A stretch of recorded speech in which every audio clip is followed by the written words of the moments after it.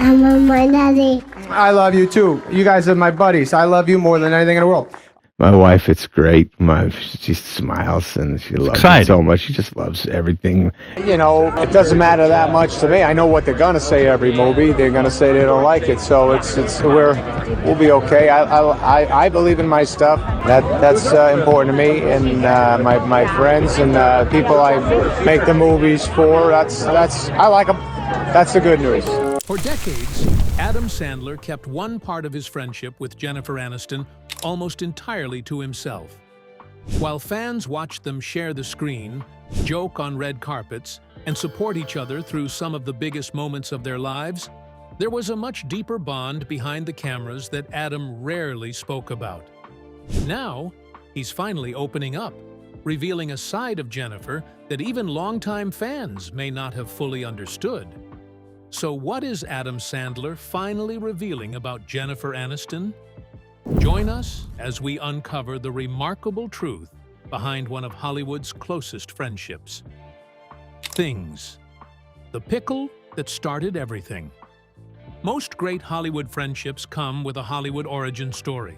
Two people meet on a film set and bond between takes. Their publicists arrange a carefully photographed lunch, and their friendship is announced to the press with a prepared quote about how they just clicked. However, Adam's and Jennifer's relationship wasn't like that. They have always sparked relationship rumors, but the truth of what is between them is even deeper than Hollywood can fathom. Adam Sandler and Jennifer Aniston met over complimentary pickles at Jerry's Deli in Los Angeles when they were practically still kids. Jennifer was dating one of Adam's friends at the time, a person whose name neither of them can remember now, which tells you everything you need to know about how that particular relationship went compared to the one they accidentally started that day. Adam told E! News, "She crunched too loudly. I knew I was going to be friends with her. I didn't know I was going to be making movies with her. We both didn't know that. We were young, and we didn't have jobs quite then." Jennifer, on her side of the table, clocked him immediately too. "He takes you in," she said, "and I'm very much the same way. And then you become family. It's like second nature." After they met at Jerry's Deli, Adam went back to New York in 1990, first as a writer and then as a cast member on Saturday Night Live. Jennifer got Friends in 1994. Their journeys diverged geographically early on, but the connection remained. And unlike basically every other celebrity friendship story you have ever read, there is no drama or complicated story in this origin. There was also no casting director who put them in the same room and manufactured a connection. They started as two teenagers in a deli and a pickle that got crunched. So, what happened next, across the 30 years between that deli booth and the 3 movies they eventually made together? And what exactly does friendship look like in real life when the cameras are not rolling? The 30 years nobody fully knew about. Friends turned Jennifer Aniston into one of the most recognizable women on the planet, and the famous haircut generated its own cultural moment. Billy Madison, Happy Gilmore, and The Wedding Singer established Adam as one of the most commercially reliable comedy stars of his generation. Both of them were everywhere. And yet, nobody was talking about the two of them as a friendship unit, because there was nothing to talk about. They were just two people who were privately close, the way old friends are when they do not need to perform their friendship for anyone.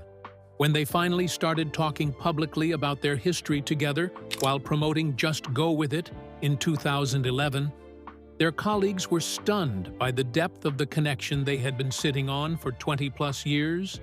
They described a friendship that included regular pizza nights at Jennifer's house, where Adam would show up with his family, hide in one of the rooms, avoid the social situation she had assembled, and occasionally emerge when a good song came on.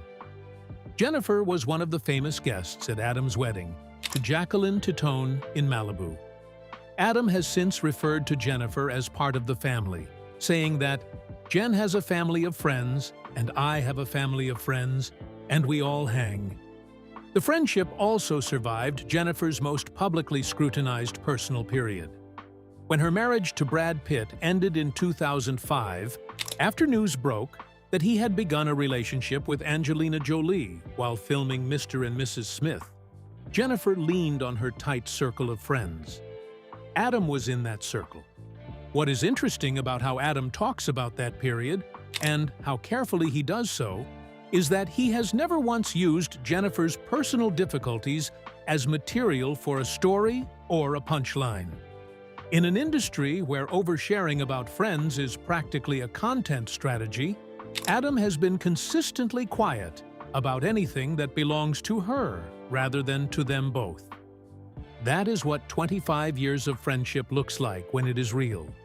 And the people who finally got to see it up close for the first time were the director and crew of Just Go With It, who walked onto that Hawaii set expecting two professionals and found something that looked nothing like what they had prepared for. For years, that friendship had existed mostly behind the scenes, known only to the people who worked with them. Then one film brought it into full view, allowing audiences to see what their friends had known all along. Just go with it. And the moment the whole world finally saw it. Just Go With It was released on February 11, 2011, which was also Jennifer Aniston's birthday. Whether Adam planned the release date specifically, or whether it was a coincidence that he would have enjoyed, either way is not public knowledge. But the timing was the kind of thing that sounds exactly like something he would have engineered. In the film, Jennifer plays Danny's assistant, Catherine, who agrees to pretend to be his ex-wife after he tells his new girlfriend that he was once married and has 2 children. By the end of the movie, after spending most of it watching his character chase Brooklyn Decker, he realizes Catherine is the one he should have been paying attention to, which is, when you know the context of the real friendship, the most on-the-nose casting decision in romantic comedy history. The film was shot primarily in Hawaii, which gave Adam and Jennifer an unusual amount of time together between filming days. They developed a corner on the set they called the Magic Corner because the sunset was particularly beautiful from it, and they described going out to dinner together, spending time by the pool on the weekends, and generally existing in each other's company in the easy, low-maintenance way that only very old friendships allow. Adam described the dynamic on set in an interesting manner. She's funny. She's great hanging out with guys and great hanging out with girls. She knows what to say and knows how to calm you down. Anytime I was out and I saw her, I'd be like, "Oh, there's Jennifer," and we'd go over to each other and start laughing. The film made approximately $215 million worldwide against a budget of $80 million. It was not a critical triumph, but it was a commercial success, and more importantly, it gave the world its first proper look at a friendship that had been operating quietly for more than 20 years. Audiences responded to something on screen that the chemistry between 2 strangers cannot produce. The specific ease of 2 people who have long since stopped worrying about impressing each other. The following year, when Jennifer received her star on the Hollywood Walk of Fame, Adam was there to give a speech. He took gum out of his mouth, stuck it to the top of the podium for safekeeping, and delivered what he described as a little speech he wrote the previous night. "Once upon a time," he began, "there was a poor little Greek girl growing up in Manhattan named Jennifer Aniston. He described her childhood prayers to the Greek god of coolness, listing among her wishes that everyone in the entire world would be fascinated with her haircut. He said he loved this girl. His wife loved this girl. The entire world loved this girl.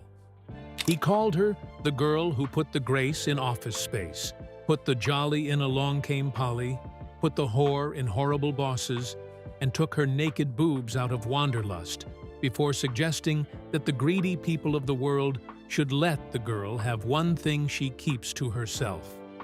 8 years after Just Go With It, Adam Sandler called Jennifer Aniston with another script. This time, he was working under his Netflix deal, which gave him a level of creative freedom that traditional studio filmmaking rarely offered. He wanted to make a comedy about a married couple who become entangled in a murder investigation while vacationing in Europe. And once again, he wanted Jennifer to play his wife. Murder Mystery, the Netflix record. 8 years after Just Go With It, Adam called Jennifer about a script. He had a Netflix deal that gave him creative freedom on a scale that traditional studio filmmaking rarely allows, and he wanted to make a movie about a married couple who accidentally get tangled up in a murder investigation during a European vacation. He wanted her to play his wife. Jennifer said working with Adam is like working with a sibling. They share a rhythm that does not need rehearsal because it has been running for decades. When she was promoting Murder Mystery, she described him as one of the funniest people I know and said he was solid as a rock, funny and cool. Adam, for his part, told a reporter that he follows her on set. When she's being funny, I'm funny. When she's being serious, I go, "Everyone, listen up. Jennifer's got something to say." And then she gets it done and leads us in the right direction. Murder Mystery was released on Netflix on May 31, 2019, and broke the platform's record for the most viewers in the first 3 days. Approximately 30 million households watched it in the first 3 days. Netflix had never seen those numbers from a film before, which immediately created an obvious conversation about a sequel. Adam told reporters, "She works well without me. I'm just glad when she invites me for the ride." The sequel was announced quickly, filmed in early 2022 across Hawaii and Paris, and released on March 31, 2023. Murder Mystery 2 found Adam and Jennifer's married detective couple roped into a kidnapping case at a friend's lavish Indian wedding. But the next time Adam Sandler stood before a room full of Hollywood's biggest names, he found himself looking back on the people who had been there throughout the journey. And Jennifer Aniston was one of them. What Adam said at the Kennedy Center that nobody forgot. In October 2023, Adam Sandler received the Kennedy Center Mark Twain Prize for American Humor, the highest honor in American comedy, marking a moment of genuine industry reckoning with the scale of what he has built over 35 years of work. The prize had previously gone to people like Richard Pryor, Bob Newhart, Carol Burnett, Bill Murray, Eddie Murphy, and Steve Martin. Adam's inclusion in that company was a statement about how history had decided to assess the career that had been critically dismissed for much of its most commercially successful period. Jennifer Aniston appeared at the ceremony to honor him. She performed a tribute skit alongside Drew Barrymore, another of Adam's leading ladies, and her presence was itself a statement. She had also appeared the previous year at a SAG Awards ceremony, and, after thanking her colleagues, directly included Adam in her speech. She said, "Adam Sandler, your performance is extraordinary, and your magic is real, buddy. I love you." On Instagram, Adam posted a picture of Jennifer and wrote, "Congrats to the great Jennifer Aniston on her SAG award and just being the best." The critical conversation around Adam had shifted dramatically in the years between Just Go With It and the Mark Twain Prize, accelerated almost entirely by a single film.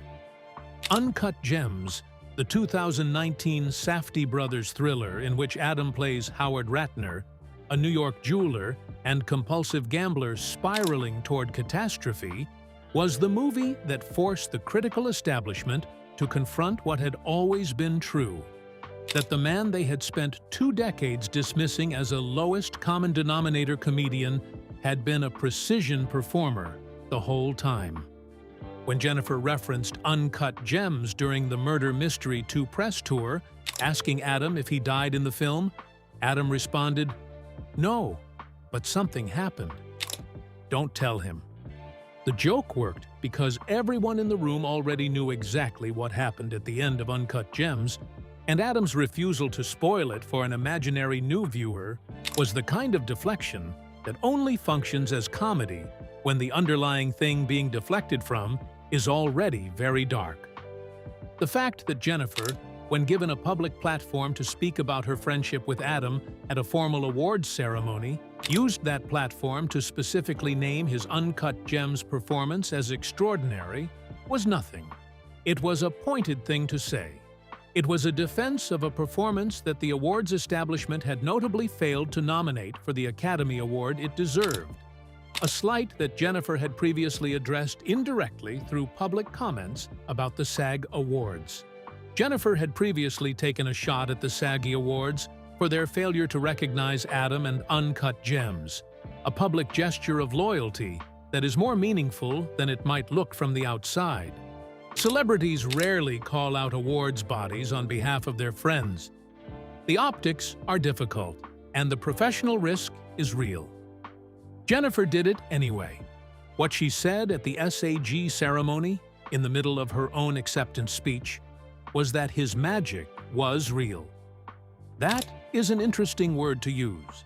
Not that his performance was good, not that he was talented, that his magic was real.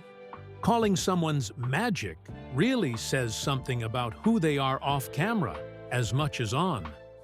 And as Jennifer began opening up about one of the most painful chapters of her life, the value of those enduring friendships became even clearer. The Mother's Day Flowers. In August 2023, Jennifer Aniston gave an interview to WSJ magazine, in which she disclosed for the first time that she had struggled with infertility. She had been trying to get pregnant during her years with Brad Pitt, had tried IVF and other interventions, and had ultimately not been able to have children. She described the experience as exhausting and said she wished she had known earlier that her fertility was compromised, because she might have made different decisions about when to prioritize it. Jennifer revealed in the same period that, after hearing about her fertility struggles, Adam Sandler and his wife Jackie now send her flowers every Mother's Day. Not a public gesture. Not something that required any kind of audience or acknowledgement. A private, recurring annual act of recognition from two people who decided she should be seen on a day that is complicated for women who wanted children but did not have them. He did not announce the gesture. Jennifer disclosed it. He was presumably fine with that, and fine with not mentioning it himself. He is not doing it to be seen doing it.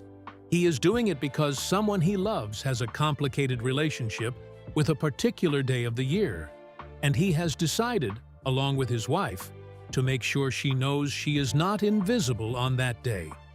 Adam, on Jennifer's romantic future, has said, "I think it'll just naturally happen for the girl, and whoever it is will be a very lucky person." 30-something years after a teenage girl crunched a pickle too loudly at a deli in Los Angeles, the man who was sitting across from her is sending her flowers every May. But aside from his action, what did he say about her that got the world talking? What Adam Sandler said that the internet cannot stop talking about. In the press circuit for Murder Mystery 2, Adam was asked by multiple interviewers to describe Jennifer in a few words. His answer, across multiple different interview formats and multiple different reporters, was consistently the same: easy, funny, calm. He said, "I know what makes her happy. I like seeing her happy." Jennifer, given the same opening, said, "I love seeing him happy. We take care of each other. We love each other's families. We love each other's friends. We just have history. And it's something we cherish." At George Clooney's pizza party at Lake Como, which happened during the filming of Murder Mystery 2, Adam showed up in basketball shorts and a turquoise velour Izod shirt. Jennifer described this choice to the interviewer with the resigned tone of someone who has been watching this happen for years. Adam doesn't have really a great wardrobe, but he didn't care. That's his thing. Jackie, his beautiful wife, always dresses gorgeous. And the way he dressed those shorts up was with that turquoise velour Izod shirt. And then she said something that is the distillation of everything. It works. I was at their wedding, and they never stopped being madly in love with each other. It just goes to show you don't judge a book by its cover. She was talking about Adam and his wife, but she was also describing her own relationship with him. You cannot judge this friendship by its surface, which looks like a man showing up on the red carpet in a hoodie and a woman pretending to be furious about it. The surface is the entertainment. The actual thing underneath it is 30 years of consistently showing up, of pizza nights, and hiding in rooms, and gum on podiums, and flowers in May, and speeches that start with "Once upon a time there was a poor little Greek girl." Which of these details about their friendship surprised you most? Do you think Adam and Jennifer have anything romantic going on between them? Share your thoughts with us in the comments below. Remember to like, share, and subscribe for more. Also, click the next video showing on your screen. You will enjoy it.